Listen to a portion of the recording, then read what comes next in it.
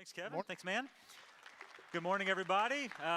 If you're new here, or maybe you're visiting with family, you're taking an extended New Year's holiday and visiting with people, my name is Nick. I'm the lead pastor here.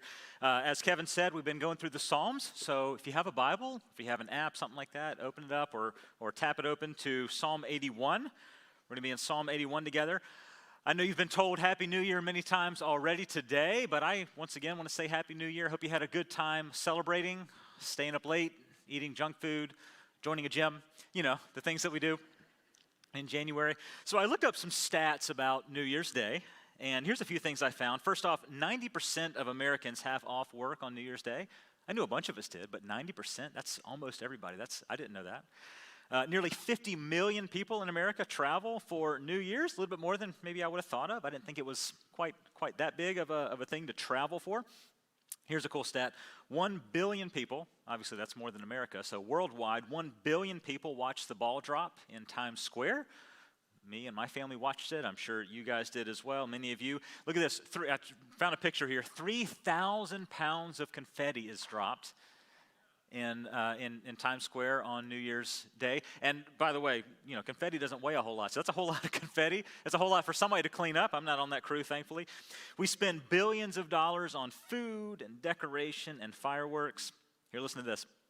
Drinkers consume an average of 4.5 drinks on New Year's Eve. And some people do a lot more than that because they have to make up for you lightweights that only did one or didn't do any. So 4.5 drinks per adult, that's a lot when you think of, you know, the scale. I always find it ironic that New Year's Eve is kind of nationally known as over-consuming and undersleeping, and then just a couple hours later, New Year's Day is known for health and renewal and wellness. Isn't that ironic, you know? Right back to back, these two different things. So on the other half of that scale, over half of us have New Year's resolutions. It's a natural time for us to do that. Gym memberships, as I mentioned, they skyrocket every January. You can see it coming. Gold's Gym's going to come out with a promotion. Nearly 1/4 of us, about 25%, will celebrate or participate in dry January. So maybe you already knew all these stats, or maybe you didn't know some of these things, but here's something else that you may not have known, that God's people in ancient Israel, back in the Old Testament times, they also celebrated New Year's. Now, their New Year calendar started, in the late fall for where we are, around September, October, that kind of time frame. So that was their New Year. But they celebrated actually much bigger, way bigger than we do. They celebrated for 7 full days. For a full week, they would go on basically a camping excursion called the Feast of Tabernacles. And so we're going to talk about the Feast of Tabernacles, what they did in that season. And we're going to read and study through one of these psalms that they would sing and pray together during this New Year's festivity of theirs called the Feast of Tabernacles. So we're in Psalm 81. Hopefully, if you have a Bible, you've already turned there. I've given you a second to go there. Let's start reading in verse number 1. Psalm 81, starting in the first verse. Sing aloud to God our strength. Shout for joy to the God of Jacob. Raise a song. Sound the tambourine, the sweet lyre, and the harp. As you can tell, this is a song they would sing. The musicians are getting ready. Blow the trumpet at the new moon, at the full moon, on our feast day. Again, this is about the Feast of Tabernacles, what they are celebrating. And I want you to notice this, starting in verse 4. This is a required festival. It's not like you could, Christmas with the cranks. Oh, we're not participating this year. No, you couldn't not participate in this. Everybody had to. It was required. Verse 4, this is a statute in Israel. It's a rule in the God of Jacob, a third synonym here. He made it a decree in Joseph when he went out over the land of Egypt. And so we're about to look through the lyrics of this famous song that the ancient people of Israel, God's people in the Old Testament, would sing. It was kind of like their New Year's anthem, I guess you could call it, that they would sing during the New Year season. And it contains 3 reminders that they would all remember, they would all reflect on every single year, and it'd be wise for us to remember these too. Here's the 3 reminders in this song. Number 1, we all have wilderness moments. This festival was all about looking back at this, one of the most difficult periods of Israel's history, 40 years of wandering in the wilderness. And if you're like, what, 40 years of wandering? What is this? If you're not familiar with that, we'll talk about that in a minute, but it was reflecting back on that. And it was a reminder that all of us, this idea of the wilderness comes up over and over in Scripture as something that all of us go through, a thing like this. It becomes an analogy to something all of us go through. We all have wilderness moments. Number 2, the reminder is there's always a rock in the wilderness. Okay, the psalm is going to mention this event that happens where the people were tired, they were thirsty. Moses strikes a rock and water comes out to fill the people when they were thirsty. And it's an analogy that God is with you in the wilderness. We'll talk about that. There's always a rock. And then number 3, there's always honey in the rock. That's kind of a strange analogy, kind of a strange thing to say. We're going to talk about that, but they're going to a land of milk and honey, and so we'll talk about all these analogies. But here's what I want you to do with all this information. We're going to look at history and all that kind of stuff. And as we do that, here's what I want you to do with this information. Okay, the people of Israel, every year in the new year, they would go through this annual retreat, and there's something significant about going away from home, traveling away from home, and having a set-apart time of period with other people, a retreat that was intentional. And they would do things at this retreat that would help them remember the past. And this festival and things like this shaped their character. It shaped who they became as a people. And so I'm going to challenge you, and not all of us, you can do this, but I'm going to challenge you to come up with some way, some kind of routine, some kind of new habit, maybe some kind of retreat that you can do with a group of people, your family, your small group, whatever, friends at work, whatever, that you can do to remember God's faithfulness in your own wilderness periods, okay? I'm going to bring this up over and over so you know clearly what I'm challenging you to do. But that's what we're going to talk about today because the best lessons are learned together. When we do things like this together, it shapes our character and it helps us remember God's faithfulness in different ways. I mean, as I go through this, I can't help but think back to a couple of months ago, the elders and I and some of our staff, our leadership team went away for a retreat. I came back and the first thing was, we got to do this annually. That was awesome, There's something powerful about retreats like that. So I'm going to challenge you to think up some way to practice this in your own life, okay? So let's jump into the text today. And let's look at number 1. We all have wilderness moments. We all have wilderness moments. Look at verse number 5, Psalm 81, verse number 5. God made it. He made this festival, this Feast of Tabernacles, this retreat. He made it a decree in Joseph when he went out over the land of Egypt. And he says, I hear a language I had not known. I relieved your shoulder of the burden. This slavery is what he's talking about. Your hands were freed from the basket. In distress you called, and I delivered you. Now, I highlighted here or underlined it when he went out over the land of Egypt. That is referring to this moment, actually. Here's a painting by William West. It's in a museum in Bristol, a painting of the wilderness moment. I think we have a picture of this. Maybe we don't have it. If we don't, that's fine. But the people of Israel started out as a people of slaves. Historians estimate over 1 million Israeli people were being used as slave labor by the Egyptians way back, there it is, in the 15th century BC. And under the leadership of Moses, they were able to come out of slavery. They were able to leave Egypt, and they were headed to what they called the Promised Land. They were going to get their own land. Okay, they were going to have their independence. They were excited about having their own rights and all this kind of stuff. But here's the crazy thing. They traveled from Egypt to what is now modern-day Israel. But the crazy thing is it took them 40 years to get there. 40 years to get there. I don't know if you know much about geography or not, but pull out a map sometime and just look about how far away Egypt is from modern-day Israel. I know our maps look a little bit different than they did back then, but Egypt to Israel, they share a border. I mean, it's not that terribly far. Even on foot, it should not take 40 years. It's like 2 generations of people. It should not take that long to go from Egypt to Israel. Why did it take them that long? And what were they doing for 40 years? What were they doing? Well, they were wandering around in the wilderness. And the reason it took them that long is because God decided they were not ready to have their independence yet. They went through all these cycles where they would complain and they would gripe, I want to go back to Egypt. I miss being a slave. I mean, it was just crazy stuff. Like shortly after that, they all took off their earrings and jewelry and they melted them together and made an idol, and they made a cow that they bowed down to and worshiped and sang to and gave sacrifices to. I mean, they were worshiping idols, and they're picking up stones ready to stone Moses. They're angry at him. I mean, it's just like, you guys are not ready for what I have for you, is what God said. And so here's what I'm going to have you do. I'm going to have you get ready by wandering around for 40 years.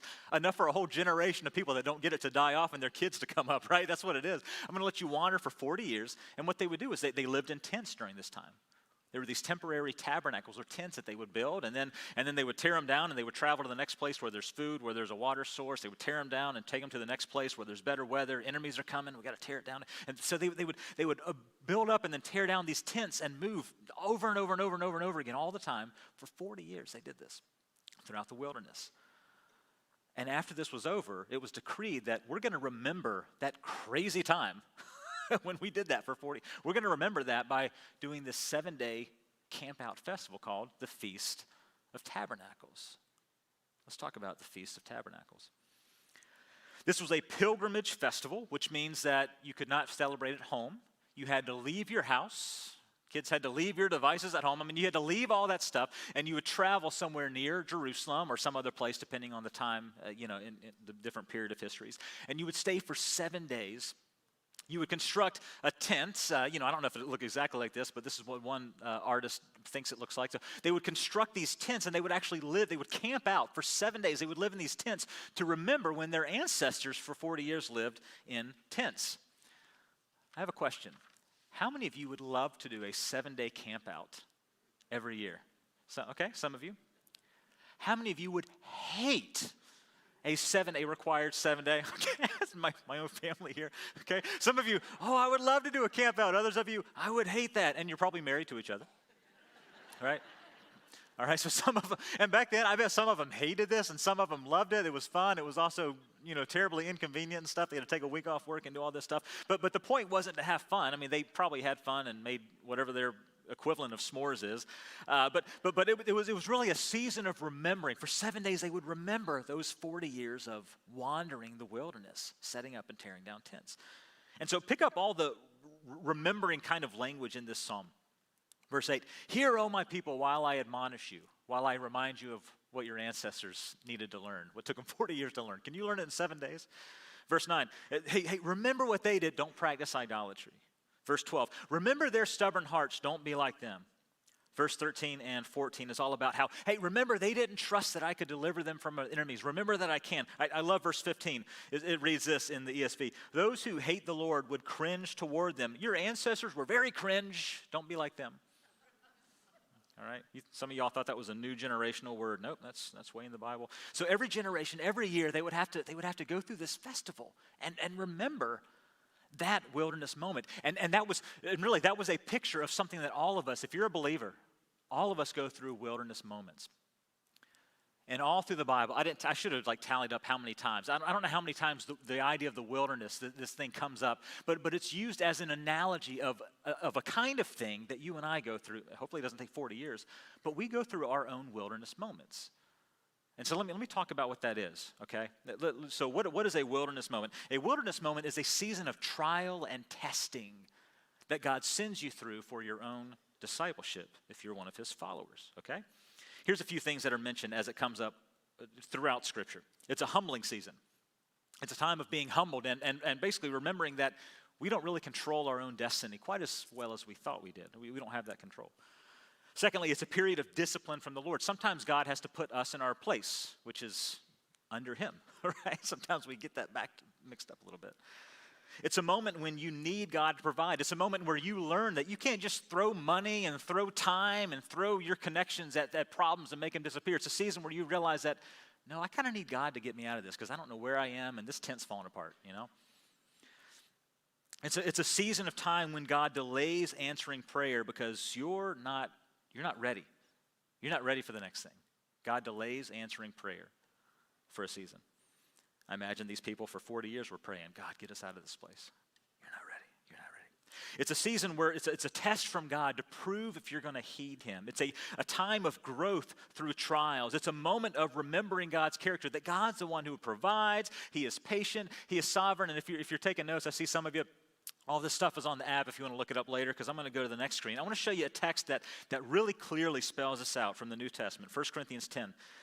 Verse 6 and verse 11 says this. Now these things, and he's writing specifically about Israel's 40 years in the wilderness. These things took place as examples for us. For us, this stuff was written down. These things happened, once again referring to the wilderness times, to them as examples, but they were written down for our instruction. We would do the things that they had to remember, we would do well to remember those things too. And one of those things is that we all have wilderness moments. And we should learn a lesson from them. We should remember the lessons we learned so we don't got to go through that mess again. And we should be ready for the next one because they're going to keep coming because God's always working on us. He's always discipling us, making us stronger, all those kind of things, right? So we all go through wilderness lessons. And here's what I want you to do with all this, okay? This is not just informative. Here's what I want you to practice with this. I want you to think, what is something that you could do, that you could start? Maybe you could start it with different people. Maybe families can do something like this. People at your workplace, if you lead a team or a division or a platoon or something like that, you might could do this with the people you work with. If you're in charge of that team or in leadership there, you can do it with your small group. If you have a serving team here at the church, I know, early this new year, the worship team's going to get together and do a special thing. The small group leaders are going to get together, those kind of things. What's a team, what's a group of people that you could do something similar, some kind of retreat, some kind of ritual, some kind of new tradition to remember lessons that you've learned from God in the past? What's a way that you can do something like this, okay? Because we're responsible for remembering the lessons that God has taught us as we were going through the wilderness. And we're responsible for sharing those lessons with other people. Maybe they don't have to go through that stuff, right? If they learn the lesson from us. So we're looking at three reminders for the new year, okay? One is that we all go through wilderness moments. If you're a believer, God's going to put you through some kind of wilderness moment. The second lesson is there's always a rock in the wilderness. There's always a rock in the wilderness. Follow along in verse 7. Let's pick it up there. I tested you. Again, a wilderness is a period of testing and trial. I tested you at the waters of Meribah. And then look at what's the next word? It starts with an S. Say it with me. Ready? Selah. That is a musical term in Hebrew that means, okay, I want everybody singing. I want you to pause for a second. We're going to give the strings and the percussion, we're going to give them a second to do a little thing. And I want you guys to reflect on what you just said while they play a little dirge, okay? So, I tested you at the waters of Meribah, Selah. Think about that. Think about what happened at Meribah. We'll talk about that. Hear, O my people, while I admonish you. O Israel, if you would just listen to me, there shall be no strange God among you. You shall not bow down to a foreign God. I am the Lord your God. I'm the one who brought you out of the land of Egypt, not that cow that you made, right? Open your mouth wide, and I will fill it. Let's talk about this thing, the waters of Meribah. What is that referring to? This is referring to a moment, actually two moments, during the wilderness time. It happened at the beginning of the wilderness, and then, believe it or not, the same event happened at the end of the wilderness. And a lot of scholars think that becomes like a bookends of what happened in the wilderness. As remember there's a rock and there's a rock. All through the time, there's a rock in the wilderness is kind of what's happening there. But what happened was, at Meribah, they came to this place where the Israelites, they were tired, and they were thirsty.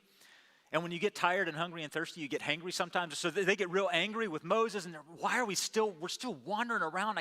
This is driving me nuts. And they pick up rocks, and they're ready to stone Moses, their leader, and try to find someone else to get him out of this place. That's what happens. And God tells Moses, hey, take your staff, go over to that rock. It's been there the whole time. I'm going to point it out. Go over to that rock and strike the rock. And so Moses strikes the rock, and there must have been some kind of water reservoir that was building up pressure there for a while. And when he hit it, it was a miracle, but water was probably back there too. And it causes a crack, and then boom, just like a gush of water, a stream of water comes gushing out from the mountain. And the people they were thirsty a second ago, and now there's more water than they know what to do with. They can bathe in it, drink it, all that kind of stuff. Water just gushed out. And so as they're singing this song, as they're sitting here in these tents, remembering the wilderness moments, they're also remembering that, man, when you were super thirsty, when you were super tired, there was a rock in the wilderness. And of course, the rock represents the Lord. Over nearly 40 times throughout the Bible, God is referred to as a rock. And there's other metaphorical references you could list as well. But 40 times, he's specifically called a rock. Here's a few examples. 1 Samuel 2, there's no rock like our God. Psalm 18, the Lord is my rock, my fortress, my Savior. Isaiah 51, consider the rock from which you were cut. And it goes on, the quarry from which you were mined. So God is your source, right? God is our rock. And here's one that's specifically about the rock in the wilderness. This goes back to 1 Corinthians 10 that I read a second ago. All of them drank that same spiritual water. He's using this event as an analogy, right? They drank from the spiritual rock that traveled with them, and that rock was Christ. This is what you need to pick up. When you go through your wilderness, there's always a rock. There's always a rock. Jesus is right there with you. There's always a rock in the wilderness. And we're using all these metaphors. I don't know, I'm really concrete. I'm not this abstract artistic person, so analogies can fail me sometimes. I'm going to be very clear with you. Here's what I mean when I talk about a wilderness. I'm not talking about generic hardship that everybody goes through. man, life is hard. I'm going through a rough patch right now. I'm not talking about generic hardship that everybody goes through, because life is just tough for everybody, right? A wilderness moment used appropriately in Scripture is an obstacle course that God has designed for you. God designed a really hard obstacle course, and He picked you up and said, and He put you right there, and He made you go through it. But He always puts a rock in there too when He designs the course. That's what He's talking about. It is a course, it is a period of testing and trial that God has designed for you to go through, because there's lessons you need to learn, and you got to find that rock. It's in there somewhere, right? Go start whacking rocks. If there's a rock, Jesus is in there somewhere. You got to find Him, and you got to learn the lesson, and then you get out of the wilderness, you get to the promised land. That's the analogy. It's not general hardship. It's something that God created for you to go through. God designed the map. He created the boss level, and He put the rock in there for you. Okay? That's what He did. Speaking of which, I love, this is a bit of a rabbit trail, but I love playing those old video games like from the 80s and 90s, like old Mario. I was born in the 80s. Remember the old Mario games? It's just 2D. It's like real simple, you know? And you know what I love doing? I love playing it with kids and with teenagers who they're used to having controllers with like 80 buttons. You know, there's like joysticks, and you can push 2 buttons at the same time, and they do something like it's the controllers are super complicated. And there's numerous things, and then the map is like extraordinarily large, and you got to find stuff, and you can look all around. And it's very complicated. And I love it when I see kids or teenagers play like my games back in the day, because there's like 3 buttons, and it's all 2-dimensional. And they're like, "Oh, this is easy," and then they get annihilated. Like, I love it. I love watching this happen. This is impossible, you know. How come I can't instantly respawn? That's not how they did it back in the day, you know. You don't respawn, you start over. And then that's why I love watching them play. And every now and then, I love to grab the controller and say, "Hey, let me show you something." I grab the controller, boop, boop, boop. How did you do that? Oh, I've played this game before, buddy. I've played this game. And look, and I love pointing at the screen and saying, "You see that right there? Yeah, there's nothing there." Okay, if you make Mario jump just right, ping, you get an extra life. There's this hidden tunnel if you go down the tunnel, because the designers of these games, they always made these secret things. Remember 007? You're wandering around this map, and there's always some hidden door. And if you've played the game a million times like me, you know where all those doors are. These kids these days, they don't know where these things are. And so I love grabbing the controller. "Hey, let me show you something." And kids, sometimes it drives kids nuts. "How did you do that?" "I'm a millennial." Man, I know I can beat. These are my games that I can beat, right? Because the designers of the game, back in those days, they had these little cheat codes built in there. And if you knew those, man, you could get through anything. You could get the extra lives and beat those turtles and these little plants sticking out of tubes. You know how to shoot fireballs at them. Like, you could figure it out. There's all these little back roads that you can take. And so I want you to imagine this. As you're thinking about that analogy, I just want you to think about this. I know it's kind of fun. They had this annual festival for 7 days. God's people would leave home, they would go and they would set up these tents, and they would sit in these tents, and at night they would build fires, and grandma and grandpa and mom and dad and the cousins and the kids, everybody's gathered around this fire, and they're swapping war stories. "Man, I went through my wilderness, and let me tell you my cheat code I found. Here's what you need." And they would swap these stories, and the teenagers are like, "Oh, I'm going through a wilderness now," and they would talk about these things. They would talk about the lessons they learned. How impactful would that be if we had something like that? Or once a year, we all sat around the fire in our tent, and they're sitting in a literal tent that they have built, and they can feel the elements. They are exposed to the elements. They can smell the same smells. Like, they're experiencing what their ancestors experienced in the wilderness, and they're talking about the lessons learned. No wonder this shaped their character as a people. What if you had some kind of retreat, some kind of routine, some kind of tradition that you did with your family, with some old friends back in college, with your small group? You know, the new year's starting, your small group's going to get together for the first time. What if you did something different? Or in the spring, your small group met up at the beach and did a hymn sing or something. What if you could do this? What if you created some kind of ritual, some kind of festival like this, and you swapped war stories about, "Yeah, when I went in the wilderness, here's what I learned." How would that shape your character as a follower of Christ? I think it would do a lot. You could plan some kind of event, a Sabbath, a retreat. You could do something simple, just reviewing old pictures, reviewing old journal things that you wrote down during that season. You could plan a retreat or a weekend, be more involved. You can celebrate a milestone. You can celebrate when a hard season ends. You can celebrate when your buddy gets that AA chip. You know, you just celebrate these things. What if you made a bigger deal over over your wilderness moments that you've gone through. I think that would impact our discipleship, and we could teach each other, because the best lessons are learned together. All right, we're talking about 3 reminders for the new year. 3 reminders for the new year. We all have wilderness moments. Number 2, there's always a rock. There's always a rock in there, in the wilderness. God's always there. And number 3, there's always honey in the rock. There's honey in the rock. Look at verse 11.